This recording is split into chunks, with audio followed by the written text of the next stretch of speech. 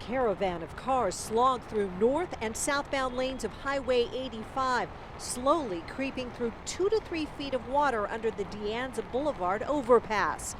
This is what it looked like as we drove our news van through the flood zone. Conditions were so bad, the CHP later shut down this section for an hour tonight to divert traffic around the high waters.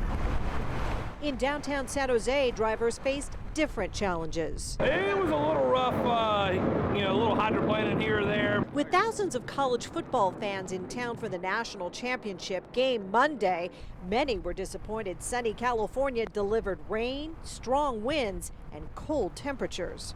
We came from Atlanta, and unfortunately it's warmer and sunnier in Atlanta than it is here tonight. So I'm not real thrilled with the weather situation here. Armed with umbrellas, visitors did their best to take in the sights, including the rapidly rising Guadalupe River. Others ducked into venues now covered with tents.